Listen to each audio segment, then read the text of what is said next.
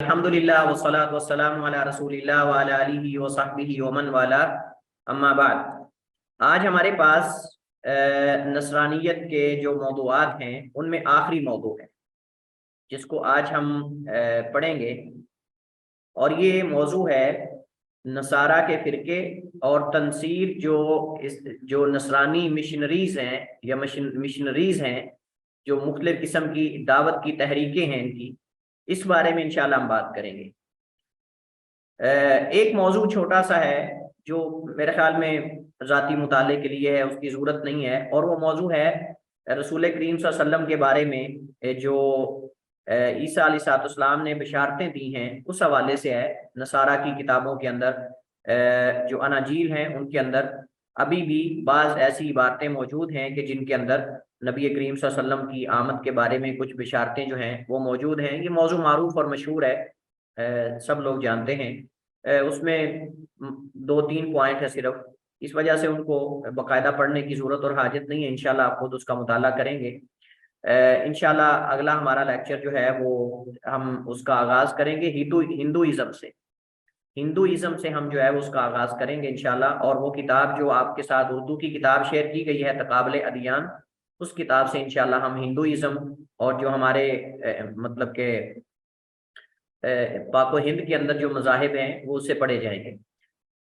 अरबी में किताबें हैं इस हवाले से, लेकिन मेरे ख्याल में उर्दू किताबें इसमें ज़्यादा बेहतर जो है वो मवाद हमें मिल सकता है। चलिए खैर, तो हमारे पास सबसे पहले तो नसारा के फ़िरके हैं। तो अगर हम नसारा के फ़िरकों को इनके अकायद के एतबार से तकसीम करें तो इनकी दो किस्में बनती हैं। अकायद के एतबार से इनकी दो किस्में बनती हैं। ईसा अलैहिस्सलाम के बारे में जो इनका अकीदा है, इस हवाले से हम बात कर रहे हैं। वैसे तो दीगर मामलात के अंदर इख्तिलाफ है इनका आपस के अंदर भी, तो इस वजह से हम यहाँ ईसा अलैहिस्सलाम की ज़ात के हवाले से जो इनके अकायद हैं, मुख्तलिफ किस्म के नज़रियात हैं, जिनको हम पीछे मजामे जो नसारा के मजामे हैं, मुजम्मा नीकिया है, मुजम्मा अफसुस है, या दीगर जो मजामे हमने पढ़े थे, उन मजामे की रोशनी के अंदर हम पढ़ चुके हैं कि इन नसारा के ईसा अलैहिस्सलाम के बारे में अकायद और नज़रियात क्या है। तो इन नज़रियात और अकायद को सामने रखते हुए अगर हम नसारा की दो किस्में बनाएं, फिर आगे इनमें से हर एक के फ़िरके और जो जमातें और ग्रोह हैं उनको जिक्र करें, तो मेरे ख्याल में ये ज़्यादा बेहतर है। तो सबसे पहली किस्म उन लोगों की है जो कहते हैं कि मसीह अलैहिस्सलाम बैक वक्त इला और इंसान है, बैक वक्त इला भी हैं और इंसान भी हैं, और एक ही तबीयत के मालिक हैं, और एक ही तबीयत के मालिक हैं, दो तबीयतें नहीं हैं। लाहूती और नसूती वाली वो जो एक मकूला है ना, ये उसके कायल नहीं है। अब इस किस्म में जो है वो कई एक ग्रोह आते हैं, इस किस्म में कई एक ग्रोह आते हैं। सबसे पहला ग्रोह है अकबात, अकबात मिस्र। मिस्र के जो किबती लोग हैं अकबात, वो इसमें आते हैं। और अरब में सबसे ज्यादा तादाद अकबात की है। अरब में जो नसारा हैं, सबसे ज्यादा तादाद अकबात जो नसारा हैं किबती, उनकी तादाद है। आगे इनके फिर तीन फिरके हैं, आगे इनके फिर तीन फिरके हैं अकबात के भी। पहली किस्म है अकबात ऑर्थोडॉक्स, अकबात ऑर्थोडॉक्स जो मसीह अलैहिस्सलाम की एक तबीयत मानते हैं। अकबात कैथोलिक, अकबात कैथोलिक जो दो तबीयतों के कायल हैं, जो दो तबीयतों के कायल हैं। हमने इनको अलहदा इस वजह से किया है कि अकबात में से कुछ ऐसे हैं जो इस किस्म में से हैं, जो इस किस्म में से जो कहते हैं कि ईसा अलैहिस्सलाम बैक वक्त इला और इंसान और एक तबीयत के मालिक। और वो कौन है? वो सिर्फ पहला ग्रोह है अकबात ऑर्थोडॉक्स, जो ऑर्थोडॉक्स से निस्बत अपनी रखते हैं, और ये अकबात है। आगे इनके अलग तारुफ आएगा, कैथोलिक का या कैथोलिक, कैथोलिक या कैथोलिक पढ़ लें, एक ही बात है। बाज इसको उर्दू में कैथोलिक लिखते हैं, बाज इसको कैथोलिक लिखते हैं, और अरबी में इसको जो है वो कैथोलिक लिखा जाता है, कैथोलिक भी लिखा जाता है। तीनों दरअसल में इंग्लिश में जो जैसे कोई पढ़ता है उस हिसाब से उसको उर्दू में या अरबी में उसको जो है वो लिख दिया जाता है। और इंग्लिश में पढ़ने में और उर्दू में लिखने और अरबी में लिखने में आप जानते हैं कि बहुत सारी चीज़ों में फ़र्क हो जाता है। तो ये अकबात कैथोलिक जो हैं या कैथोलिक या कैथोलिक, ये दो तबीयतों के कायल हैं ईसा अलैहिस्सलाम के हक में।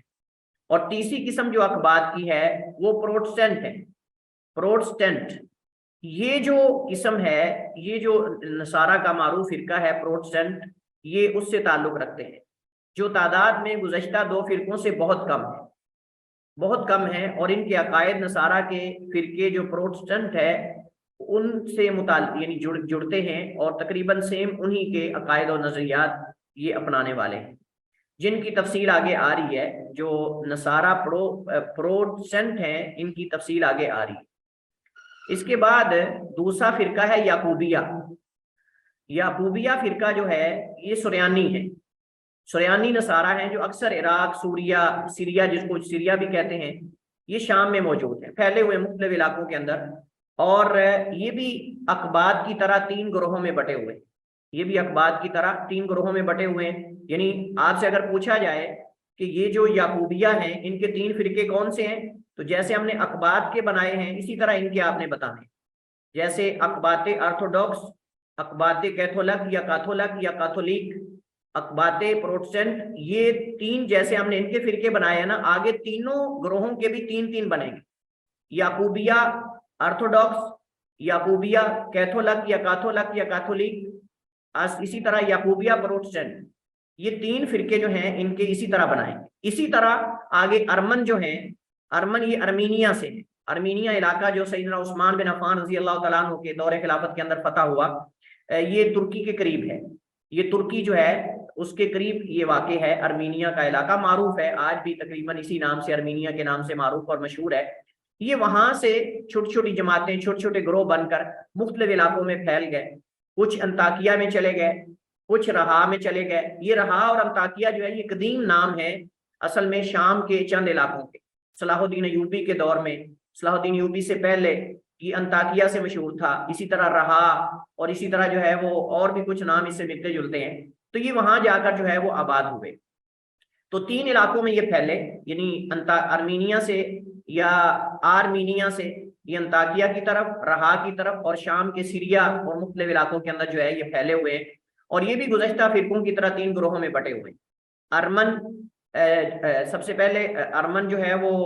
آرتھوڈکس ہوں گے، اس کے بعد ارمن جو ہے وہ کیتھولک ہوں گے، اور اس کے بعد ارمن پروٹسٹنٹ جو ہے، یہ 3 فرقے ان کے بھی بنیں گے۔ یہ پہلی قسم ہے، یعنی ہم کہیں گے ان میں سے کچھ ایسے لوگ ہیں کہ جو عیسیٰ علیہ السلام کی ایک طبیعت کے قائل ہیں۔ دوسری قسم ان لوگوں کی ہے جو کہتے ہیں کہ مسیح علیہ السلام کی 2 طبیعتیں، اور ہم یہ پیچھے مجامع کے اندر پڑھ چکے ہیں سارا، جو ان کی مجلس شورا ہوتی تھی اس کے اندر وہ کیا کیا فیصلے کرتے تھے، کبھی 2 طبیعتوں کے بارے میں، کبھی ایک طبیعت مان لیتے، کبھی لاہوتی اور نسوتی، کبھی الہی اور انسانی اور بشری، مختلف قسم کی ان کے اندر یہ چیزیں موجود ہیں۔ تو یہ جو 2 طبیعتوں کے قائل ہیں، الہی اور انسانی، اور کہتے ہیں 2 طبیعتیں ہیں لیکن دونوں کا آپس میں کسی قسم کا اختلاط نہیں ہے، الگ الگ 2 طبیعتیں ہیں، ان کا ایک بنیادی فرقہ ہے، اور پھر اس فرقے کی آگے ذیلی جو برانچز ہیں یا ان کے ذیلی فرقے ہیں، وہ پھر آگے جو ہے وہ جو ہم نے پیچھے پڑھے ہیں اقباط کے اندر، ارمن کے اندر، یعقوبیہ کے اندر، جو کہ کاتھولک ہیں یا کیتھولک ہیں، اور اسی طرح جو ہے وہ آرتھوڈاکس ہیں، اور تیسرے جو ہے پروٹسٹنٹ ہیں، یہ اس کے اندر آتے ہیں۔ تو ان کا بنیادی جو مین نام ہے وہ ہے ملکانیہ یا ملکانیہ یا ملکانیہ، اصل میں یہ رومانی بادشاہ تھا جس کا نام تھا، اور امراطور، ہم نے کئی دفعہ امراطور کا ذکر، امراطور جو ہے یہ ایک لقب تھا، امراطور جو ہے یہ ایک جو نصرانی بادشاہ ہوتا تھا یا رومان کا بادشاہ ہوتا تھا اس کا لقب ہوتا تھا امراطور، جیسے نصارہ کے رومان کے جو روم کے بادشاہ ہوتے تھے ان کا نام کیسر ہوتا تھا، اسی طرح یہ ایک لقب تھا امراطور۔ اور امراطور کہتے ہیں ایک طاقت، یعنی آپ سمجھ لیں کہ ایک پاور جو ہوتی ہے اس کا نام ہوتا ہے، اس دور کے اندر جو معروف قوتیں ہوتی تھیں ان کے نام، جیسے کسرا ہے، مطلب اس کو ایک الگ نام دیا جاتا ہے، اسی طرح رومان کو، اسی طرح یہ الگ الگ جو ہے وہ جو اس دور کے اندر معروف طاقتیں تھیں دنیاوی، یہ ان کے نام رکھے جاتے ہیں۔ تو امراطور بھی یہ ایک جو ہے وہ طاقت ہوتی تھی، اس کا نام ہے امراطور، بادشاہ کو پھر یہ لقب دیا جاتا تھا نصارہ کے اندر۔ تو ان کے آگے پھر 3 فرقے ملکانیہ کے،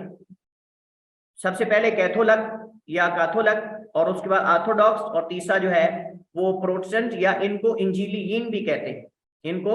انجیلیین بھی کہتے ہیں۔ انجیلیین کیوں کہتے ہیں؟ کیونکہ یہ انجیل کی زیادہ رسپیکٹ کرتے ہیں، اس کا زیادہ احترام کرتے ہیں، تقدیس کرتے ہیں دیگر فرقوں کے مقابلے میں، اور بلکہ دیگر جو فرقے ہیں وہ انجیل کو عوام کے لیے پڑھنے کو جائز نہیں سمجھتے، لیکن یہ کہتے ہیں کہ انجیل کو پڑھنا چاہیے، اس پہ تدبر کرنا چاہیے، غور و فکر کرنا چاہیے۔ اور بھی ان کے کچھ عقائد ایسے ہیں جو نصارہ سے مختلف ہیں، جو آپ سمجھ لیں کہ ان کے خلاف ہے۔ تو ہم ان کا ہر ایک علیحدہ علیحدہ تعارف کرتے ہیں۔ سب سے پہلے کیتھولک یا کاتھولک یا کاتھولک، ان کا ہم تعارف کرتے ہیں۔ یہ جو کیتھولک فرقہ ہے نصارہ کے فرقوں میں سے، یہ بابا روم کے پیروکار۔ بابا روم کا مطلب ایک جو پادری ہوتا تھا ان کا بڑا قسیس، جس کو بابا کا لقب دیا جاتا تھا، باقی سارے جو پادری ہیں وہ اس کے تابع ہوتے تھے۔ باقی سارے کنیسے، یعنی جو تمام کنائس کا، کنیسوں کا بڑا ہوتا تھا، اس کو بابا کہتے تھے۔ یعنی جس نے بادشاہ امراطور منتخب کرنا ہے یا بادشاہ منتخب کرنا ہے، جتنے بھی بڑے بڑے نصارہ کے فیصلے ہیں یہ بابا نے کرنے تھے۔ اور ہم نے پیچھے مجامع کے اندر پڑھا تھا کہ ایک ایسا مجمع بھی ہے جس کے اندر یہ فیصلہ طے ہوا تھا کہ جو بابا ہے روم کے اندر، اس کو معصوم مانا جائے گا، اس کو معصوم یعنی غلطیوں سے معصوم مانا جائے گا۔ وہ جو بھی کرے گا وہ شریعت ہے، وہ جو بھی کرے گا وہ حق اور سچ ہے، وہ کبھی غلطی کر سکتا ہی نہیں، معصوم ہے، جیسے نعوذ باللہ انبیاء معصوم ہوتے ہیں۔ تو یہ جو فرقہ ہے کئی چیزوں میں نمایاں ہے دیگر فرقوں سے۔ سب سے پہلے ان کے ہاں روح القدس کا فیضان اب اور ابن دونوں سے ہوا ہے۔ جیسے ہم پیچھے ہم اس کی وضاحت مجامع کے اندر پڑھ چکے ہیں کہ کچھ ان میں ایسے ہیں جو کہتے ہیں کہ روح القدس جو ہے اس کا فیضان اب اور ابن سے ہوا ہے۔ اور اسی طرح اس فرقے کی نمایاں خوبی یہ ہے کہ ان کے ہاں خون اور گلا گھٹنے سے مرنے والا جانور کھانا حلال ہے، جبکہ دیگر فرقوں کے ہاں یہ جائز نہیں، جیسے ہم تفصیل اس کی پہلے پڑھ چکے ہیں، صرف اس وقت اشارے میں کر رہا ہوں۔ ان کے ہاں بابا فاتقان، یہ علاقہ ہے فاتقان، یہ قوت ہے، یعنی ایک سلطنت اور قوت، یہاں بابا جو بابا ہوتا تھا ان کا، اس کا ہولڈ ہوتا تھا۔ بابا ہی کہیں گے اس کو، چاچا ہو یا بابا ہو یا جو بھی کہہ لیں اس کو۔ تو ان کے ہاں جو بابا ہوتا تھا وہ فاتقان کے علاقے کے اندر اصل میں ہوتا تھا، اصل پاور جو ہے وہ طاقت وہاں ہوتی تھی۔ تو ان کے ہاں بابا فاتقان ہی تمام کیتھولک کا سربراہ ہے، بڑا سربراہ وہی شمار کیا جاتا ہے، دیگر نہیں مانتے اس کو۔ ان کے ہاں طلاق مطلقاً حرام ہے۔ ہم نے پیچھے پڑھا تھا کہ نصارہ کے ہاں جو طلاق ہے وہ ایک صورت میں جائز ہے، وہ یہ ہے کہ بعض فرقوں کے ہم نے پڑھا تھا کہ اگر کوئی زنا کر لیتا ہے تو میاں بیوی میں سے، تو اس صورت میں اگر جو ہے وہ شوہر نے زنا کیا ہے تو بیوی اس کو طلاق دے دے گی، اگر بیوی نے کیا ہے تو شوہر اس کو طلاق دے دے گی، یا دونوں میں سے کوئی بھی ایک دوسرے کو طلاق دے دے گا۔ اور جس کو 2 دفعہ طلاق ہوگی یا طلاق دے دی، دوبارہ اس کا نکاح حرام ہے، پوری زندگی نکاح نہیں کر سکتا۔ تو ان کے ہاں مطلقاً طلاق دینا جائز جو ہے وہ جائز نہیں ہے، حرام ہے، چاہے کوئی زنا کرے، جو مرضی کرے۔ یورپ اور جنوب امریکہ کی اکثریت اسی فرقے سے تعلق رکھتی ہے۔ یہ جو پہلا فرقہ ہے نا کیتھولک، زیادہ تر امریکہ کے اندر، یورپ کنٹریز کے اندر زیادہ تر آباد لوگ یہی ہیں، اور ان کے کنیسے کو کنیسہ غربیہ کہتے ہیں، ان کے کنیسے چرچ کو چرچ غربی یا کنیسہ غربیہ کہتے ہیں۔ اس کے بعد ہمارے پاس جو دوسرا فرقہ ہے نصارہ کے فرقوں میں سے، وہ ہے آرتھوڈاکس۔ یہ مشرقی نصارہ ہیں جو مشرق میں رہنے والے ہیں، مغرب یورپ میں نہیں، یہ مشرقی نصارہ ہیں جو قسطنطنیہ میں موجود ہیں، اور کنیسہ شرقیہ کو مانتے ہیں، غربیہ کو نہیں مانتے۔ یہ کئی چیزوں میں نمایاں ہے گزشتہ فرقے سے۔ نمبر 1 جس چیز میں یہ نمایاں ہے وہ یہ ہے کہ ان کے ہاں روح القدس کا فیضان صرف اب سے ہوا ہے، یعنی جو باپ ہے، اب، ابن، روح القدس، 3 چیزیں ہیں نا۔ تو ہم نے پیچھے پڑھا ہے تفصیل کے ساتھ کہ اسی چیز میں تو اختلاف اصل ہوا 2 پادریوں کے درمیان، 2 کنیسوں کے درمیان، جس سے آپس میں پھر یہ 2 الگ الگ کنیسے بن گئے، شرقیہ اور غربیہ۔ وہ یہ تھا کہ کیا روح القدس کا فیضان جو ہے وہ اب سے ہوا ہے یا اب اور ابن دونوں سے ہوا ہے؟ تو یہ فرقہ اس چیز کا قائل ہے کہ جو روح القدس ہے اس کا فیضان اب سے ہوا ہے۔ دوسری بات یہ ہے کہ ان کے ہاں نمایاں چیز یہ ہے کہ صرف حالت زنا میں طلاق ان کے ہاں جائز ہے، اس کے علاوہ جائز نہیں، اور یہ ہم کل پڑھ چکے ہیں۔ یہ کسی کو اپنا سربراہ نہیں مانتے، یہ اپنے آپ کو آزاد امیدوار سمجھتے ہیں، کوئی اپنا سربراہ نہیں مانتے، اور زیادہ تر یہ مشرقی یورپ اور روس میں آباد ہیں۔ یہ لوگ جو ہیں آرتھوڈاکس، اس قبیلے سے، اس فرقے سے تعلق رکھنے والے لوگ جو مشرقی یورپ کے علاقے ہیں ان کے اندر آباد ہیں، اور اسی طرح روس میں کچھ لوگ ان میں سے آباد ہیں۔ اس کے بعد ہمارے پاس تیسرا اور آخری فرقہ جو ہے ان کے فرقوں میں سے، وہ ہے پروٹسٹنٹ، ان کو انجیلیین بھی کہتے ہیں۔ یہ مارٹن لوثر ایک آدمی تھا، اس کے پیروکار ہیں، جو 16ویں صدی کے شروع میں المانیہ میں ظاہر ہوا، اور اس کا دعویٰ اصلاح کنیسہ تھا۔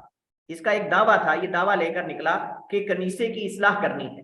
کنیسے کی اصلاح کرنی، اس کے اندر جو برائیاں ہیں اور جو غلط عقائد ہیں ان کو ختم کرنا ہے۔ اس وجہ سے آپ دیکھیں گے بہت ساری چیزوں میں گزشتہ دونوں فرقوں کے انہوں نے جو ہے وہ مخالفت کی ہے، اور یہ کئی چیزوں میں نمایاں ہیں جو انجیلیین ہیں، پروٹسٹنٹ جو ہیں۔ نمبر 1 ان کے ہاں حقوق غفران، ہم نے کل جو پڑھا تھا، بخشش کے سرٹیفکیٹ پادری دیتا ہے، اس کے پاس جائیں، اس کے پاس جا کے بیٹھ جائیں، اس کو پیسے دیں اور وہ آپ کو بخشے کے سرٹیفکیٹ کاٹ کر یا چیک دے دے گا، چاہے آپ بخشی روح ہیں، اس کے بعد آپ جو چاہیں وہ کریں۔ تو یہ جو فرقہ ہے نا، یہ جو انجیلیین ہیں، یہ اس بات کے قائل ہیں کہ یہ جو حقوق غفران ہیں، بخشے کے سرٹیفکیٹ ہیں، یہ محض دھوکہ ہے، اس کی کوئی اصل نہیں، یہ مکر و فریب اور دجل ہے، فراڈ ہے۔ ان کے نزدیک گناہ کی جو ہے وہ بخشش کا واحد ذریعہ ندامت اور توبہ ہے، جو ہمارے ہاں مسلمانوں کے ہاں ہے۔ ہمارے ہاں جیسے مسلمانوں کے ہاں توبہ استغفار ہے، گناہوں کی بخشش کا واحد ذریعہ، ان کے ہاں بھی واحد ذریعہ توبہ استغفار ہے۔ ان کے ہاں یہ جو بخشش کے سرٹیفکیٹ لیے جاتے ہیں، چیک لیے جاتے ہیں پیسے دے کر پادریوں سے جا کر، کسی کنیسے یا چرچ سے، یہ ان کے ہاں سارا دھوکہ، فراڈ اور مکر و فریب ہے، اس کو یہ صحیح نہیں سمجھتے۔ اسی طرح ان کے نزدیک ہر شخص انجیل پڑھنے اور سمجھنے کا حق رکھتا ہے، جبکہ دیگر فرقے جو گزشتہ فرقے ہیں وہ کہتے ہیں کسی عامی بندے کو انجیل پڑھنا اور اس پہ تدبر کرنا یہ جائز نہیں ہے۔ کیوں جائز نہیں ہے؟ ان کو پتا ہے کہ چوری پکڑی جائے گی۔ چوری کا پکڑی جائے گی؟ جو تحریفات اس کے اندر واقع ہوئی ہیں، اس کا صاف ہے کہ ہر بندے کو اللہ نے عقل تو دی ہے نا، دماغ تو دیا نا سوچنے کے لیے۔ جو بندہ بھی انجیل پڑھے گا، پڑھ کے پتہ چل جائے گا کہ اس میں تو تعارض ہے، اس میں تو اس پہ آپس میں ایک دوسرے کے ساتھ باتیں ٹکرا رہی ہیں، کہیں آ رہا ہے کرو، کہیں آ رہا نہیں، کہیں آ رہا ہے آسمان اتنے ہیں، کہیں آ رہا ہے 7 ہیں، کہیں آ رہا ہے 10 ہیں، کہیں آ رہا ہے کتنے زمینیں اتنی ہیں۔ ساری معلومات بالکل جدید تحقیقات کے ساتھ ٹکرا رہی ہیں، عقل کے ساتھ ٹکرا رہی ہیں، حتیٰ کہ آپس میں باتیں ایک دوسرے کے ساتھ ٹکرا رہی ہیں۔ تو جب وہ پڑھے گا تو حیران ہو جائے گا۔ لیکن یہ کہتے ہیں بھائی پڑھو، یہ کہتے ہیں پڑھو تاکہ پتہ چلے، روشنی ہو، سب کو پتہ چلے کہ کیا مسئلہ ہے۔ لہٰذا ان کے نزدیک ہر شخص انجیل پڑھنے اور سمجھنے کا حق رکھتا ہے۔ یہ صرف کنیسہ کے ساتھ خاص نہیں کہ کنیسہ انجیل کی تعلیم دے اور کنیسہ جو ہے وہ جیسے چاہے عبارتوں کی تعویل کرے، جو مرضی کرے، ایسا نہیں۔ اسی وجہ سے انہیں انجیلیین بھی کہا جاتا ہے۔ باقی جو 2 فرقے ہیں وہ بالکل جیسے ہمارے ہاں اہل بدعت اور جو قبر کے پجاری ہیں، وہ کہتے ہیں قرآن کے لیے 14 علوم ہونے چاہیے، قرآن سمجھنے کے لیے 14 علوم ہونے چاہیے۔ آپ خود قرآن کریم کو نہیں سمجھ سکتے، اور قرآن کریم کی تفسیر اور ترجمہ جو ہے اس کو سمجھنا وہ آسان نہیں ہے۔ اس وجہ سے وہ قرآن کریم کے ترجمے تفسیر کی طرف نہ آتے ہیں، نہ آنے دیتے، قصے کہانیوں پہ لگائے رکھتے ہیں، الو بنائے رکھتے ہیں ساری قوم کو، اور جو ہے وہ خطبہ جمعہ کے اندر بھی قصے شروع کر دیتے ہیں، کسی پیر کا قصہ، کسی ولی کا قصہ، اور ولی بھی پکڑے پکڑائے، وہی جو جیسے وہ نانگے شاہ اور کوئی بیٹھا ہوتا ہے، کسی نے آدھا لباس پہنا ہوتا ہے، کسی نے کتنا پہنا ہوتا ہے، پہنچی سرکاریں ہیں لیکن سطر ڈھانپا نہیں ہوا، یہ پہنچی سرکار کون سی ہے؟ تو بالکل اسی طرح وہ کہتے ہیں جی قرآن نہیں سمجھ سکتے آپ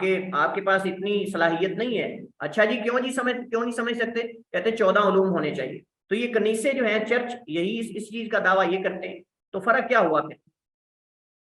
ان کے ہاں کنیسہ میں مورتیاں، تصویریں آویزاں کرنا جائز نہیں۔ میں نے اس وجہ سے کہا ہے کہ یہ فرقہ ان کو انجیلی اس وجہ سے کہتے ہیں کہ یہ زیادہ قریب ہے حق کے، یعنی یہ جو ان کے ہاں حق ہے، ہم یہ نہیں کہہ رہے کہ مطلب اسلام اور مطلب ان چیزوں کے اندر وہ حق ہیں، ہم یہ نہیں کہہ رہے، ہم یہ کہہ رہے ہیں کہ جو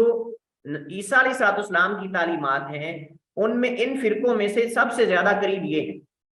جیسے ہم نے کہی۔ اس وجہ سے ان کے ہاں آپ جانتے ہیں نصارہ کے ہاں باقاعدہ یہ ان کے مذہب کے اندر شامل ہے، مریم سلام اللہ علیہا کی، عیسیٰ علیہ الصلوۃ والسلام کی مورتیاں بنا کے انہوں نے اپنے چرچ کے اندر، کنیسہ کے اندر رکھی ہوتی، اور یہ بات صحابہ کے زمانے کے اندر بھی مشہور اور معروف تھی۔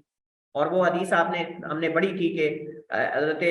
ام حبیبہ رضی اللہ تعالیٰ عنہ، انہوں نے اللہ کے نبی علیہ الصلوۃ والسلام کو بتایا کہ ہم نے وہاں دیکھا حبشہ کے اندر، ہم نے کچھ ایسے چرچ اور کنیسے دیکھے جہاں ان لوگوں نے اپنے انبیاء اور صالحین کی تصویریں لٹکائی ہوئی ہیں اور ان کے سامنے سجدہ کرتے ہیں۔ تو اللہ کے نبی صاحب نے فرمایا کہ لعن اللہ الیہود والنصارى اتخذوا قبور انبیاء مساجدا، اور اسی طرح جو ہے وہ اور بھی کئی احادیث اس بارے میں موجود ہیں۔ تو یہ جو فرقہ ہے یہ کنیسے میں مورتیاں اور تصویریں آویزاں کرنے کے قائل نہیں، کیونکہ ان کے ہاں کنیسے میں، چرچ میں یا کلیسا میں مورتی لٹکانا، مورتی آویزاں کرنا، تصویریں لٹکانا، یہ بت پرستی میں آتا ہے، یہ بت پرستی کے مظاہر اور اس کی علامات میں سے۔ اسی طرح ان کے ہم نے پیچھے پڑھا تھا کہ وہ رہبانیت، وہ کہتے ہیں جو راہب ہے، رہبانیت ہے، اس کے اندر شادی کرنا جائز نہیں، اس کے اندر شادی کرنا جائز نہیں۔ تو ان کے ہاں رہبانیت جائز ہی نہیں، ان کے ہاں یہ دنیا سے کنارہ کش ہو جانا اور جا کے جھونپڑی لگا کے بیٹھ جانا اور جو ہے وہ کہنا کہ فنا فی اللہ ہونا چاہتے ہیں، جیسے یہ صوفیاء کا عقیدہ ہے، تو ان کے ہاں یہ رہبانیت نہیں، ان کے ہاں رہبانیت نہیں۔ ان کے ہاں عشائر ربانی جو ہے، جسے ہم نے پیچھے پڑھا تھا، عشائر ربانی کیا ہے کہ وہ روٹی کے ساتھ جو ہے وہ شراب پیتے ہیں اور کہتے ہیں کہ یہ شراب روٹی کے بعد پینے سے وہ روٹی جو ہے وہ عیسیٰ علیہ السلام کے گوشت کے اندر بدل جاتی ہے نعوذ باللہ، اور جو شراب ہے وہ ان کے خون کے اندر بدل جاتی ہے، اور یہ حقیقت میں ان کے سولی پر چڑھنے کی خوشی کے اندر ہے، لیکن یہ خوشی کے اندر نہیں کھاتے، یہ عشائر بانی مناتے ہیں رسم، لیکن عیسیٰ علیہ السلام کے سولی پر دیے جانے کی یاد میں، خوشی میں نہیں، صرف یاد میں۔ فرق یہ ہے، وہ خوشی میں کھاتے پیتے ہیں اور یہ صرف یاد کے اندر، لیکن یہ روٹی اور شراب کے خون اور گوشت میں تبدیل ہونے کے قائل نہیں، جیسے دیگر نصارہ کا عقیدہ ہے کہ وہ حقیقت میں عیسیٰ علیہ السلام کے خون اور ان کے گوشت میں بدل جاتا ہے وغیرہ وغیرہ والعیاذ باللہ۔ ان کے ہاں تمام کنیسوں کا بڑا سربراہ کوئی بھی نہیں، ان کے ہاں جتنے ان کے کنیسے ہیں ان کا کوئی بڑا سربراہ نہیں، ہر کنیسہ کا اپنا انہوں نے سربراہ بنایا ہوا ہے، کوئی بڑا نہیں ہے بابا کہ جو ان کو حکم دے اور وہ جو ہے وہ اس کی بات مانے اور پھر وہ جیسے چاہے حلال کو حرام اور حرام کو حلال کرے، ان کی یہاں چیزیں طے شدہ ہیں۔ اچھا، اگلا سوال یہ کہ ہم نے جیسے دیگر فرقوں کے بارے میں نشاندہی کی کہ یہ فرقے کہاں کہاں آباد ہیں، تو اس کے بارے میں بھی ہم وضاحت کریں گے۔ یہ فرقہ زیادہ تر المانیہ میں، برطانیہ میں اور دیگر یورپی ممالک اور شمال امریکہ میں آباد ہے، یہ علاقے ہیں جہاں یہ فرقہ جو ہے وہ آباد ہے۔ اس کے بعد ہمارے پاس جو آج کا موضوع ہے، آخری موضوع ہے، وہ ہے تنصیر اور اس کے اہداف اور وسائل۔ اس کا تعلق بھی نصرانیت کے ساتھ ہے۔ نصارہ جو ہیں یہ دوسروں کے ہاتھوں پہ استعمال ہو رہے ہیں، یہ بات ذہن میں پہلے آپ میں واضح کر دوں کہ نصارہ جو ہیں اس وقت کے دور حاضر کے، یہ یہود کے ہاتھوں پہ، یعنی یہود ان کو استعمال کر رہے ہیں، یہ ان کے سہولت کار ہیں، ان کو خود بھی نہیں پتا کہ یہ ہمارے ساتھ کیا کھلواڑ کر رہے ہیں، صرف دنیا کی خاطر وہ ان کو پیسہ دے رہے ہیں، وہ ان کو جو ہے وہ ان کے لیے سہولت کار بنے ہوئے یہود، اور یہ ان کے سہولت کار بنے ہوئے ان کے مقاصد کو پورا کر رہے ہیں۔ حالانکہ ان کا یعنی آپ سمجھ لیں کہ ان کے ذہن میں یہ ہے کہ ہم شاید نصرانیت کو فروغ دے رہے ہیں، ان کے ذہن میں یہ کہ ہم لوگوں کو نصرانی بنا رہے ہیں، حالانکہ ایسا نہیں ہے۔ انہوں نے جو ان کو ٹارگٹ دیا ہوا ہے، ان کے جو آپ سمجھ لیں کہ ان کے جو باپ ہیں اسرائیل اور جو مطلب اس طرح کے دیگر لوگ ہیں، یہ اصل میں وہ ان کو استعمال کر رہے ہیں اور یہ سمجھ رہے کہ ہم لوگوں کو نصرانی بنا رہے ہیں، حالانکہ نصرانی نہیں بنا رہے، لوگوں کو ملحد بنا رہے ہیں، لوگوں کو یہ سیکولر بنا رہے ہیں، لوگوں کو بے دین بنا رہے ہیں، لوگوں کو اللہ تعالیٰ کی معرفت اور پہچان سے دور کر رہے ہیں، اور یہ حقیقت میں اپنا بھی نقصان کر رہے ہیں اور مسلمانوں کا بھی نقصان کر رہے ہیں اور جتنے بھی دین ہیں ان کا نقصان کر رہے ہیں، جیسا کہ ہم اس کو واضح کریں گے۔ اور یہ حقیقت میں تنصیر جو ہے، جس کو عیسائی مشنریز ہم کہتے ہیں، ہمارے پاکستان کے اندر مسلمان اس کو عیسائی مشنریز کا نام دیتے ہیں، یہ جو ہے وہ سکول مشنری ہے، یہ ہاسپٹل مشنری ہے، مشنری ہاسپٹل ہے، مشنری سکول ہے، ڈسپینسریز ہیں، کئی اور تعلیمی ادارے ہیں مختلف، یہ ساری مشنریز میں آتی ہے عیسائیوں کی، جو ہے یہ پورا ایک تحریک ہے جو ان لوگوں نے چلائی ہوئی ہے۔ تو ہم اس کی وضاحت کریں گے اس کے اندر۔ تنصیر عربی میں اس کو مشنری کو تنصیر کہتے ہیں، اور یہ باب تفعیل سے ہے، جیسے آتا ہے نا صرف یصرف تصریف، اسی طرح نصر ینصر تنصیر، کسی دوسرے کو عیسائی بنانا، کسی دوسرے کو نصرانی بنانا یا عیسائی بنانا، اس کے لیے یہ باب تفعیل سے آتا ہے۔ اور تنصر یا تنصر کا معنی ہوتا ہے بذات خود نصرانی ہو جانا، لیکن یہ نصر ینصر تنصیر یہ باب تفعیل سے، جس کا معنی ہے کسی کو نصرانی بنانا۔ اصطلاح میں تنصیر کسے کہتے ہیں؟ مخصوص انداز میں، مخصوص وسائل کے ذریعے لوگوں کو نصرانیت کی دعوت دینا، یہ تنصیر ہے، اور نصارہ اسے تبشیر کا نام دیتے ہیں اور مسلمان اسے عیسائی مشنریز کا نام دیتے ہیں، مسلمان اسے عیسائی مشنریز کا نام دیتے ہیں، یعنی جو عیسائیوں کی دعوتی تنظیمیں ہیں، تحریکیں ہیں، یہ سارے اس کے لیے لفظ مشنریز کا بولا جاتا ہے۔ آپ نے سنا ہوگا اکثر یہ جو ہے وہ مشنری سکول ہیں، یہ مشنری جو ہے وہ ہاسپٹلز ہیں، اور یہ کالج ہیں، اور یہ مشنری جو ہے وہ فلاں چیز ہے، الگ الگ اس کے لیے۔ تو یہ اصل میں تنصیر ہی ہے، تنصیر کی ہی مختلف صورتیں، جیسے آگے اس کے ہم وسائل اور ان کے جو اہداف ہیں ان کی طرف انشاءاللہ اشارہ کریں گے۔ دوسرا پوائنٹ جو اس مسئلے کے اندر ہمارے پاس ہے وہ یہ ہے کہ تنصیر کے وسائل کیا ہیں۔ اس وقت یہ لوگوں کو نصرانی بنانے کے لیے یا ان کو اسلام سے نکالنے کے لیے جو وسائل مختلف قسم کے استعمال کر رہے ہیں وہ کیا ہے؟ تو یہ کئی ایک وسائل ہیں، کچھ وسائل بلا واسطہ ہیں، یعنی کچھ تو بلا واسطہ لوگوں کو یہ نصرانی بنانے کی کوشش کر رہے ہیں، کچھ بلا واسطہ اور بلا واسطہ۔ بلا واسطہ کیسے؟ नसरानियत की दावत और तालीम देना, मसलन बगैर वास्ते के लोगों को नसरानियत की सीधी जाके तालीम दे रहे हैं, सीधी जाके दावत दे रहे हैं, ये तरीका ज्यादातर इनके अपने इलाकों और अपनी कौमों में राइज है। इस्लामी इलाकों के अंदर, इस्लामी कौमों के अंदर ये कहीं खुफिया तरीके से करते हैं, लेकिन बाकायदा इस तरह सीधा जाके दावत देना और लोगों को तालीम देना नसरानियत की, ये ज्यादातर इनके अपने इलाकों में है, इनके अपने ममालिक में है। जो नसरानी ममालिक हैं ईसाइयों के, उनके अंदर ये तरीका पहला जो है बिला वास्ता वाला, ये ज्यादा वहां चलता है। लेकिन बिल वास्ता यानी किसी वाये के साथ या किसी दूसरे हरबे और हथकंडे इस्तेमाल करके लोगों को नसरानियत की दावत देना और नसरानी बनाना या उनको इस्लाम से बाहर निकाल देना, ये इनके अहदाफ में से, जैसे आगे हम पढ़ेंगे। इनकी कोई चाहत नहीं कि लोग नसरानी बन जाए, इनकी कोई चाहत नहीं कि लोग यहूदी बन जाएं, इनकी चाहत ये कि लोग जो है वो इस्लाम से जो है वो मुतनफर हो जाएं और लोग जो है वो बेदीन हो जाएं बस। इस वजह से हम आगे पढ़ेंगे, जो इनका सिपा सालार समझा जाता है, शाह सवार समझा जाता है, तंसीर का सबसे बड़ा सरगना इनका, इस मिशनरीज का, जो ईसाइयों की मिशनरीज हैं, इनका जो सिपा जो आप सरबराह है सबसे बड़ा, उसका बयान हम देखेंगे कि वो क्या कहता है। क्या इनके अहदाफ के अंदर नसरानी बनाना है? नहीं, उसने कहा कि नसरानी बनाने की जरूरत नहीं है, आप बस मुसलमानों को बेदीन कर दो, बस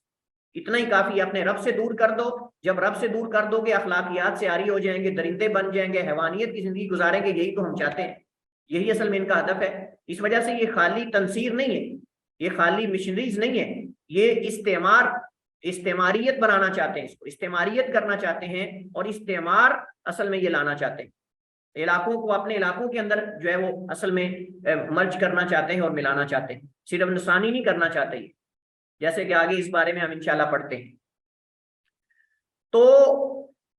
बिल वास्ते के साथ कैसे लोगों को नसानी बना रहे हैं, नसानियत की दावत देना, ये इलाज, तालीम, मुआवनत के बहाने से किसी की हेल्प कर देंगे, कोई ना कोई, जितनी इनकी एनजीओज बनी हुई है, एनजीओज हैं, इसी तरह जो है वो फाउंडेशंस हैं, इसी तरह कई इदारे हैं, जैसे लाले अहमर का इदारा बहुत बड़ा इदारा है, इसी तरह कई और इदारे हैं। अब ये असल में ये मिशनरीज ही चला रही है इन चीजों। इस तरीके को ज्यादातर ये गैर नसारा खुसूसन मुसलमानों पर जो है वो लागू किया जाता है और उन पर अप्लाई करते हैं इस तरीके को। मुख्तलिफ मिशनरी अस्पतालों, मिशनरी इलाज मुआलजे की जगहों अपने खास जो है वो लोग मुआलिज के तौर पर वहां तैनात करवाते हैं, और ये जो डॉक्टर होते हैं, ये जो टीचर होते हैं, टीचर्स, डॉक्टर्स, जितने भी लोग हैं, ये बाकायदा इनको ट्रेनिंग देकर भेजते हैं। ये नहीं होता, वो खाली डॉक्टर नहीं है, वो खाली टीचर नहीं है, वो खाली मुआलिज नहीं है, वो खाली इंजीनियर नहीं है, हर शोबे के अंदर उन्होंने अपने बंदे इस हदफ के साथ शामिल किए हुए, ये बाकायदा एक पूरी साजिश है। लिहाजा ये आप ना समझे कि सिर्फ ये हॉस्पिटल्स के अंदर ये लोग मौजूद हैं या सिर्फ ये जो है वो एनजीओज वगैरह उनके अंदर ये लोग शामिल हैं, नहीं, बल्कि बाकायदा ये इंजीनियरिंग के अंदर भी घुसे हुए हैं, हर मैदान के अंदर जो है ये लोग मौजूद हैं। तो ये क्या करते हैं, मुख्तलिफ अस्पतालों और इलाज मुआलजे की जगहों में अपने खास मुआलिज के तौर पर जो है वो खास लोग तैनात करवाते हैं, जो इलाज के बहाने से लोगों को नसानियत की दावत देते हैं, या फिर बजाते खुद अपने मिशनरी अस्पताल, मिशनरी डिस्पेंसरियां बनाते हैं जिनमें लोगों का मुफ्त इलाज करते हैं और साथ ही नसानियत की दावत देते हैं। इसी तरह मिशनरी स्कूल्स, कॉलेजेस, यूनिवर्सिटीज ये कायम करते हैं जिनमें नसरानी असातिज़ा भर्ती करते हैं, जो दर हकीकत इन्हीं के तैयार करदा मुबल्लिग होते हैं। वो तमाम तलबा और तालिबात को तालीम के बहाने से नसरानियत की दावत देते हैं,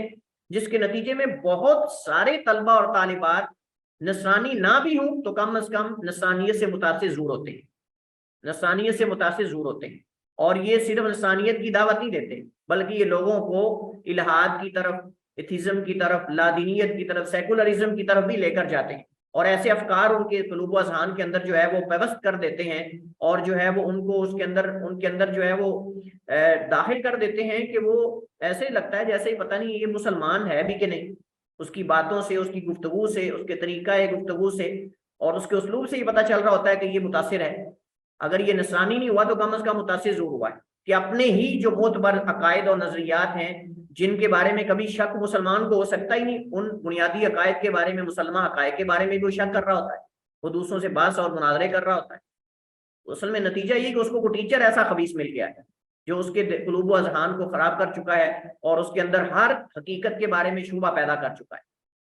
اسی طرح یہ کیا کرتے ہیں، معذور بیمار لوگ محتاج لوگوں کی کچھ مالی معاملت کر کے انہیں نصرانیت کی دعوت دیتے ہیں اور اس موقع سے فائدہ اٹھاتے ہیں، معذوروں کی معذوری کا فائدہ اٹھاتے ہیں، بیماروں کی بیماری کا، محتاجوں اور فقراء کی فقر اور محتاجگی کا فائدہ اٹھا کر ان کے ساتھ کچھ نہ کچھ ہیلپ کر کے، ان کی مدد کر کے، ان کو جو ہے وہ نصرانی بنانے کی یا بے دین کرنے کی، آپ دوسرے لفظوں میں کہہ سکتے ہیں، یہ کوشش کرتے ہیں۔ تنصیر اور عیسائی مشنریز جو ہیں ان کے اہداف کیا ہیں؟ ان کے اہداف کوئی ایک ہدف نہیں، اس وجہ سے ہم چند ایک چیزیں ذکر کرتے ہیں۔ سب سے پہلے مسلمانوں کی کمزوری اور اندرونی اختلافات سے فائدہ اٹھانا، یہ پہلا ہدف ہے ان کا۔ ان کو پتا ہے کہ اس وقت جتنے اسلامی ممالک ہیں وہ کمزور ہیں، کمزور قوت کے اعتبار سے نہیں ہے، ایمان کے اعتبار سے کمزور ہے، وگرنہ ہمارے پاس یہ نہیں کہ اسلامی ممالک کے پاس ہمارے پاس دفاعی قوت نہیں، ہمارے پاس جو ہے وہ اسلحہ نہیں ہے، ہمارے پاس جو ہے ہماری پوزیشن کوئی دفاعی اتنی کمزور نہیں ہے، مسلمان اسلامی ممالک اور اسلامی کنٹریز جتنی بھی ہیں کوئی ہماری دفاعی پوزیشن کمزور نہیں ہے، لیکن ایمانی حالت وہ جانتے ہیں کہ ان کی کمزور ہے، آپس میں اندرونی اختلافات ہیں ان کے، آگے جتنی تنظیمیں ہیں، جتنی جماعتیں ہیں، آگے پھر ان کی ذیلی تنظیمیں ہیں، اور ہر ایک دوسرے کو جو ہے وہ ایسے سمجھتا ہے جیسے والیاذ باللہ یہ کافر ہو، اور الولاء والبراء کا عقیدہ جو کافروں پہ اپلائی کرنا چاہیے وہ ہم آپس میں مسلمان آپس کے جو ہماری ذیلی تنظیمیں ان پہ کر رہے ہوتے ہیں۔ اگر ہم دور کی بات نہ کریں تو صرف اگر ہم جو پاکستان کے اہل الحدیث ہیں ان کی تنظیموں کی بات کر لیں، اگر مرکزی جمعیت کے ساتھ کوئی اٹیچ ہے تو وہ دوسری تنظیم، اگر کوئی جماعت الدعوہ ہے یا کوئی دوسری تنظیم ہے اس کے ساتھ اٹیچ لوگوں کو وہ سمجھتا ہے کہ یہ تو وہ جو احادیث ہیں امیر کے بارے میں، جو اصل شرعی امیر ہے اس کے بارے میں جو حدیث ہیں ان کو اس امیر پر اپلائی کرتے ہیں کہ جو اس امیر کی بات نہیں مانے گا، اس امیر کی بیعت نہیں کرے گا وہ گویا کہ اسلام سے خارج ہے، اس کے ساتھ سلام لینا گوارا نہیں کرتے۔ میں نے پہلے بھی شاید اشارہ کیا تھا کہ میرے ایک جاننے والے ہیں، خطیب ہیں، وہ بتا رہے تھے کہ میں نے ان کے غلط رویے پر جو ہے وہ تنقید کی، میں نے کہا کہ آپ کی یہ پالیسی جو ہے وہ صحیح نہیں ہے، یہ اسلام کے خلاف ہے، اسلامی قوانین کے خلاف ہے۔ تو کہتے ہیں کہ میں جس مسجد میں بھی میرا جلسہ رکھا جاتا ہے یا پروگرام رکھا جاتا ہے پہلے روک دیا جاتا ہے کہ اس کو آپ نے نہیں بلانا، پہلے ہی وہاں روک دیا جاتا ہے کہ آپ نے اس کو نہیں بلانا۔ کہتے ہیں جہاں میرے جو ہے وہ روزانہ پروگرام ہوتے تھے اب میرا مہینے میں کبھی شاید ایک آدھا پروگرام ہوتا ہے۔ اور اسی طرح جب کہتے ہیں کہ میں نے اپنی مسجد میں جلسہ کروانا تھا، میں نے بعض خطباء حضرات کو، بعض علماء کو بلانے کی کوشش کی، ان کو انہوں نے پرسنل میں میسج کر کے روک دیا کہ آپ نے اس کی مسجد میں نہیں آنا کیونکہ ابھی ہمارا باغی ہو چکا ہے۔ آپ اندازہ کریں کہ یہ کوئی الولاء والبراء کا عقیدہ جو کافروں پہ اپلائی کرنا چاہیے ہم اپنے مسلمانوں پہ کر رہے ہیں، اپنے علماء پہ کر رہے ہیں، اپنے بندوں پہ کر رہے ہیں۔ تو اس چیز سے وہ فائدہ اٹھانا چاہتے ہیں اور وہ چاہتے ہیں کہ ان کو اور زیادہ دور کر دو ایک دوسرے سے، اور زیادہ جو ہے وہ ان کو ان کے دین سے، ان کے عقائد و نظریات سے۔ جب انسان سیاست میں، یہ جو جدید سیاست ہے اس میں جب چلا جاتا ہے تو عقیدہ بھی اپنا کھو بیٹھتا ہے، کیونکہ یہ جو جدید سیاست ہے اس سیاست کے اندر وہ سمجھتے ہیں کہ دین اور سیاست جدا جدا چیزیں، حالانکہ ایسی بات ہے نہیں۔ وہ قدیم زمانے میں کہا کرتے تھے، قدیم زمانے میں کہا کرتے تھے کہ جو چیز جو ہے وہ خلاف شرع کرنی ہو یا شریعت کی جہاں خلاف ورزی کرنی ہو وہاں حکمران کہتا ہے یہ سیاست ہے۔ قدیم زمانے میں کیا کہا کرتے تھے؟ صلاح الدین ایوبی کے دور میں ان کے ایک وزیر نے کہا کہ یہ فلاں، انہوں نے کہا فلاں بادشاہ نے ایسا کیا ہے، تو کہتے ہیں کہ یہ لوگوں کی حالت ہے، لوگوں کا یہ رویہ اور ان کا وتیرہ ہے کہ جب بھی کسی حاکم وقت نے شریعت کی خلاف ورزی کرنی ہو تو اس وقت وہ کیا کہتا ہے؟ یہ سیاست ہے، یہ میری سیاست ہے۔ اس کو سیاست کا نام دیتے ہیں چاہے وہ اسلام کے جو قوانین ہیں اس کے کتنا بھی خلاف کیوں نہ ہو اصول اور اس کا جو فیصلہ ہے۔ تو وہ لوگ اس سے فائدہ اٹھانا چاہتے ہیں، ہمارے اندرونی اختلافات سے فائدہ اٹھا کر وہ لوگوں کو اپنی طرف لانا چاہتے ہیں، اسلام سے دور کرنا چاہتے ہیں اور زیادہ ہمارے درمیان جو ہے وہ اختلافات پیدا کرنا چاہتے ہیں۔ اسلامی ممالک کی زمام امور اپنے ہاتھ میں لے کر اصل میں وہ لوگوں کے اندر قومیت پرستی، سیکولرزم، الحاد اور اسلام مخالف جتنے نظریات ہیں ان کو عام کرنا چاہتے ہیں، یہ ان کے اہداف میں شامل ہے۔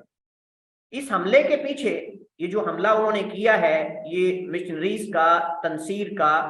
اس کے پیچھے صرف لوگوں کو خالی نصرانی بنانا مقصود نہیں بلکہ ان کے پیچھے باقاعدہ الہادی قوتیں ہیں جو انہیں استعمال کر رہی ہیں، اور حقیقت میں یہ اسلامی ملکوں پر ایک نیا استعماری حملہ ہے جیسے برطانیہ نے کیا تھا مختلف دنیا کے علاقوں پر،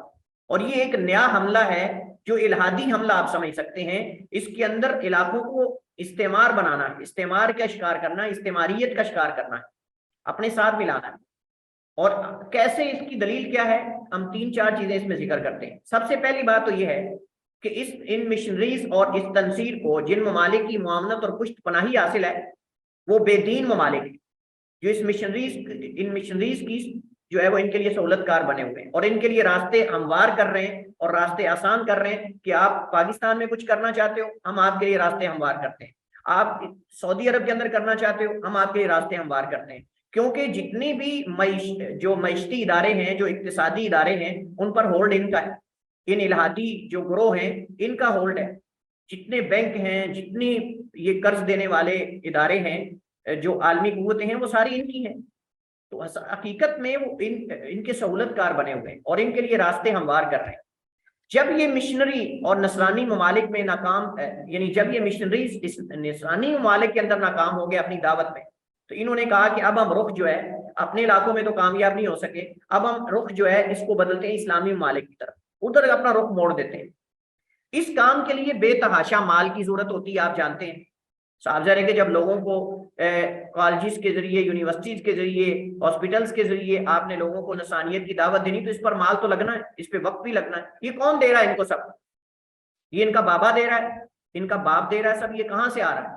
یہ جو الہادی قوتیں ہیں یہ اصل میں ان کو دے رہی ہے۔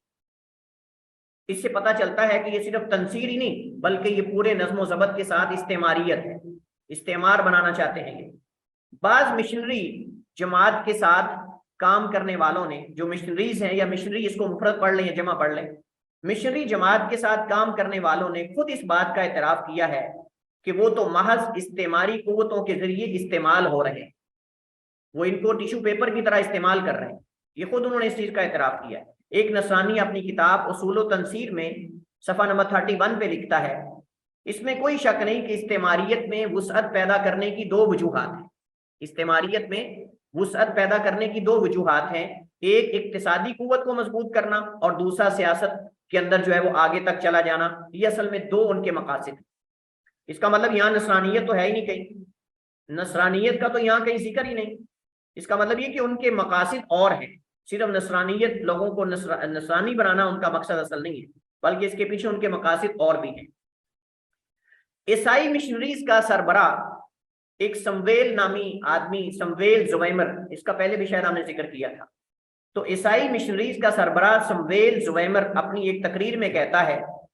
تمہارا ہدف لوگوں کو نصرانیت میں داخل کرنا نہیں، تمہارا ہدف لوگوں کو نصرانیت میں داخل کرنا نہیں، کیونکہ اس میں تو ان کے ساتھ احسان ہے، اس میں تو ان کے ساتھ احسان اور خیر خواہی ہے، ان کو عزت دینا ہے، انہیں ہدایت دینا ہے، ہم یہ نہیں چاہتے کہ آپ ان کو نصرانی بناؤ، کیونکہ یہ تو ان کے ساتھ احسان کر رہے ہو، آپ ان کو کم از کم مذہب کے اندر تو آپ نے رکھ لیا۔ وہ کہتا ہے کہ بلکہ تمہارا اصل ہدف یہ ہے کہ مسلمان کو اسلام سے نکال دو، تاکہ وہ ایک ایسی مخلوق بن جائے جس کا اللہ سے کوئی تعلق نہ رہے، جس کا اللہ کے ساتھ کوئی تعلق نہ رہے۔ جی، تو ہم جو عیسائی مشنریز کا سربراہ سمویل زویمر ہے، اس کی ہم جو تقریر کے اندر کچھ چیزیں اس نے ذکر کی، جس کے پیچھے انہوں نے اس تنصیر اور ان مشنریز کے اہداف جو ہیں اس کو واضح کیا، تو کہتا ہے کہ تم کسی کو جو ہے وہ نصرانی نہ بناؤ، یہ ضروری نہیں، کیونکہ اس کے ساتھ تو آپ اس کے ساتھ احسان کر رہے ہو، تمہارا اصل ہدف یہ ہے کہ مسلمان کو اسلام سے نکال دو تاکہ وہ ایک ایسی مخلوق بن جائے جس کا اللہ تعالیٰ سے کوئی تعلق نہ رہے۔ جب اللہ تعالیٰ سے اس کا تعلق ختم ہو جائے گا تو بذات خود وہ ان اخلاقیات سے بھی لا تعلق ہو جائے گا جن پر امتیں زندگی میں اعتماد کرتی ہیں۔ امتوں کے اندر، یعنی امتوں سے مراد وہ اسلامی امتیں یا پھر جو انبیاء کو ماننے والے لوگ ہیں وہ مراد لے رہا ہے۔ وہ کہتا ہے کہ تم ان کو ایسی راہ پہ لگا دو گے اس طریقے سے کہ وہ اپنے رب کو بھول جائیں گے، اور جب اپنے رب کو بھول جائیں گے تو اس کے بعد وہ اخلاقیات سے بھی عاری ہو جائیں گے، اخلاقیات نام کی چیز ان کے اندر سے ختم ہو جائے گی، وہ اخلاقیات کے جن پر امتیں اعتماد کرتی ہیں اپنی زندگی کے لیے، زندگی کا مطلب یہاں اپنی ترقی اور کامیابی کے لیے، ان اخلاقیات سے بھی عاری ہو جائیں گے۔ اس کے بعد اس ضمن میں یہ جو لوگوں کو نصرانی بنانا اور لوگوں کو نصرانیت کی دعوت دینا، اس حوالے سے ایک بہت بڑا زبردست قصہ ہے جو ہمارے استاد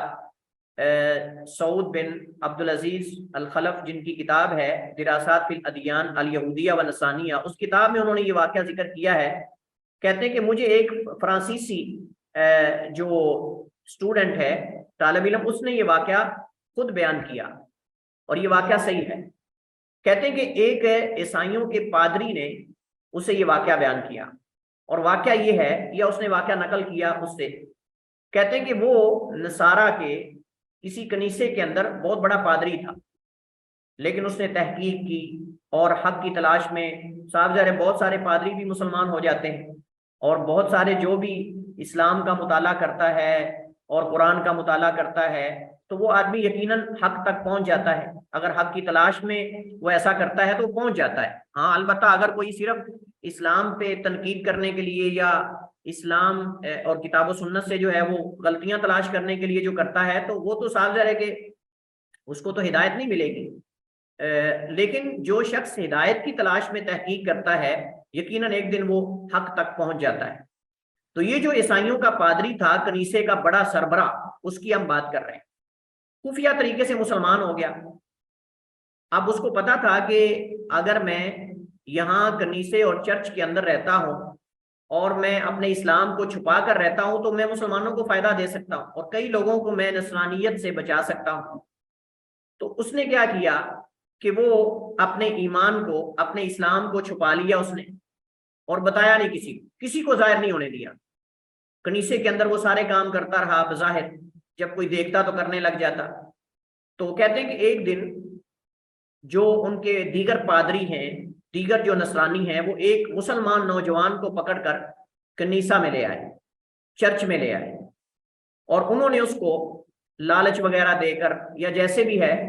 یا دمکایا یا لالچ دیا اس کو، انہوں نے اس کو کہا کہ تم نصرانی ہو جاؤ، انہوں نے اس کو کہا کہ تم نصرانی ہو جاؤ۔ قریب تھا کہ وہ نوجوان نصرانی ہو جاتا، لیکن اس پادری نے، جو کہ حقیقت میں مسلمان ہو چکا تھا اور اپنا ایمان چھپائے ہوئے تھا، جو کہ حقیقت میں مسلمان ہو چکا تھا لیکن اپنا ایمان چھپائے ہوئے تھا، اس نے اس کو لیا اور شام، اس نے کہا کہ آپ کی دعوت ہے میرے گھر، اس نے کہا کہ آپ کی میرے گھر میں دعوت ہے۔ اب دیگر پادریوں نے یہ سمجھا کہ شاید یہ اس نوجوان کو نصرانی بنا لے گا، یعنی اس کو دعوت دے گا اور نصرانی کر دے گا، تو وہ اس نوجوان کو اپنے گھر لے گیا اور اس میں گھر میں اس کی دعوت کی، اور اس کے بعد اس نے کیا کیا، جب رات ہوئی تو اس نے اپنے نیچے بیسمنٹ میں 2 کمرے بنائے ہوئے تھے، 2 کمرے بنائے ہوئے تھے، ایک کمرے میں روشنی تھی اور ایک کمرے میں اندھیرا تھا۔ اس نے سب سے پہلے اس کو، جو بالکل تاریک کمرہ تھا، جس میں تاریکی تھی، اندھیرا تھا، بالکل لائٹ اور کچھ بھی نہیں تھا، پہلے اس کو اس کمرے کے اندر لے کر گیا۔ اس نے کہا آپ یہ دیکھ رہے ہو، یہ تاریکی اور یہ اندھیرا دیکھ رہے ہو؟ اس نے کہا دیکھ رہا ہوں۔ اس نے کہا آؤ ذرا اب اوپر چلتے ہیں۔ اوپر لے کر گیا ایک کمرے کے اندر، وہاں روشنی روشنی۔ اس نے کہا اب تم نے دیکھ لیا یہ؟ کہتا دیکھ لیا۔ کہتا ہے اللہ کے بندے، آپ ان پادریوں کی بات کے پیچھے لگ کے آپ اس نور کو چھوڑ کر آپ اس تاریک کمرے کی طرف جا رہے ہو۔ کہتا ہے کہ یہ جو نصرانیت ہے یہ اس تاریک کمرے کی طرح ہے جو میں نے آپ کو نیچے دکھایا ہے، جس کے اندر روشنی کا بالکل ذرہ بھی نہیں ہے، تاریکیاں ہی تاریکیاں ہیں، اندھیرے ہی اندھیرے ہیں۔ آپ تو اس کمرے کے اندر جا رہے ہو، نصرانیت کو قبول کر کے آپ اس نور کو چھوڑ رہے ہو، اور آپ جو ہے وہ تاریکی کی طرف جا رہے ہو۔ خدارا اللہ سے ڈر جاؤ اور آپ یہ نصرانیت قبول نہ کرو۔ آپ تو گویا کہ یہ نور چھوڑ کے آپ تاریکی کی طرف خود اپنے آپ کو لے جا رہے ہو، دھکیل رہے ہو۔ تو کہتے ہیں کہ اس پادری کی اس نصیحت پر عمل کرتے ہوئے وہ نوجوان جو ہے وہ نصرانی ہونے سے اپنے آپ کو اس نے بچا لیا۔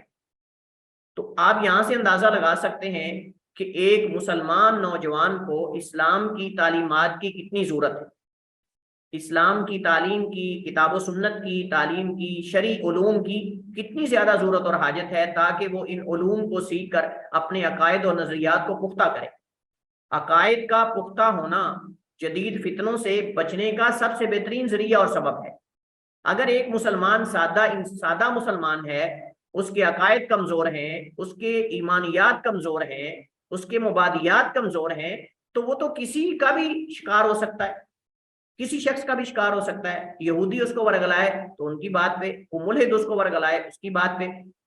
اگر جب کوئی انسان پر مشکل مرحلہ آتا ہے،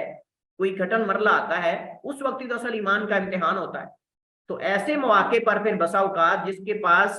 عقیدے کی پختگی نہیں ہوتی، جس کے پاس شرعی علم نہیں ہوتا، وہ گمراہ ہو جاتا ہے، بھٹک جاتا ہے، بہت جلد جو ہے وہ بھٹک جاتا ہے۔ تو اس وجہ سے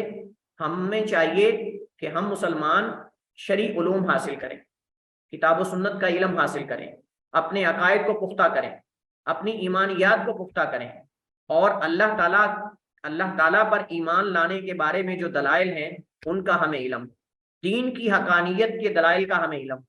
نبوت اور رسالت کے حق ہونے کا ہمیں علم، اسی طرح ہمارے قرآن کے حق ہونے کا ہمیں علم۔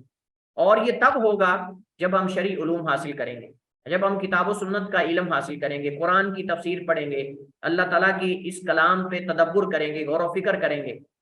نبی کریم صلی اللہ علیہ وسلم کے جوامع الکلمات پہ ہم تدبر کریں گے، اور اسی طرح سلف صالحین کی حالات زندگی کو پڑھنے سے انسان کو استقامت ملتی ہے، انسان کو حوصلہ ملتا ہے۔ نبی کریم علیہ الصلوۃ والسلام کی سیرت کا مطالعہ کریں، صحابہ کرام کی زندگی اور ان کی حالات زندگی کا مطالعہ کریں، ائمہ اعظام جنہوں نے اللہ تعالیٰ کی راہ میں بڑی بڑی مشکلات اور مصیبتیں برداشت کی، اس کا مطالعہ کریں آپ، اس سے انسان کو حوصلہ ملتا ہے۔ اسی وجہ سے قرآن کریم کے اندر جو اللہ تعالیٰ نے گزشتہ امتوں کا ذکر کیا ہے، جو گزشتہ انبیاء کا ذکر کیا ہے، ان میں سب سے بڑا ہدف اور سب سے بڑی حکمت اور مقصد یہ ہے تاکہ نبی کائنات صلی اللہ علیہ وسلم کو حوصلہ دیا جائے، نبی علیہ السلام کو تسلی دی جائے کہ اے محمد کریم صلی اللہ علیہ وسلم، یہ صرف مصیبتیں تمہارے اوپر نہیں بلکہ تم سے پہلے انبیاء پر تم سے بھی زیادہ مصیبتیں آئیں۔ نبی علیہ السلام کے جو پیروکار ہیں، اللہ کے نبی علیہ السلام کے جو صحابہ تھے، ان کو تسلی دینا اصل مقصود تھا، ان کو جو ہے وہ حوصلہ دینا مقصود تھا کہ صرف تمہارے اوپر یہ مشکلات اور مصیبتیں نہیں ہیں بلکہ تم سے جو پہلے انبیاء تھے ان کے ماننے والوں پر بھی ظلم و ستم ڈھائے گئے، ان پر بھی جو ہے وہ مشکلات کے پہاڑ توڑے گئے، لیکن انہوں نے صبر و استقامت کا مظاہرہ کیا، تو تم بھی ان کی طرح جو ہے وہ صبر و استقامت کا اگر مظاہرہ کرو گے تمہارے لیے بھی اللہ تعالیٰ انعامات جو ہے وہ۔ اور اسی طرح اہل مکہ کو بھی تنبیہ کرنا مقصود تھا کہ جیسے ان امتوں نے اپنے انبیاء اور رسول کو جھٹلایا اور اللہ تعالیٰ کے عطا کردہ معجزات کا انکار کیا تو اللہ تعالیٰ کی پکڑ اور اللہ تعالیٰ کا عذاب آیا، ایسے اگر تم اس نبی کائنات علیہ السلام کی نبوت اور رسالت کو جھٹلاؤ گے اور ان پر ایمان نہیں لے کر آؤ گے تو تمہارا حشر بھی وہی ہوگا جو گزشتہ امتوں کا اپنے انبیاء کو جھٹلانے اور معجزات کا انکار کرنے کی صورت میں ہوا ہے۔ جی، تو اس کے ساتھ ہی ہمارا آج کا موضوع جو ہے وہ ختم ہوتا ہے، اسی پر ہم اکتفا کرتے ہیں۔ واللہ تعالی عالم و احکم، وصلی اللہ وسلم علی نبینا محمد وعلی آلہ وصحبہ وسلم۔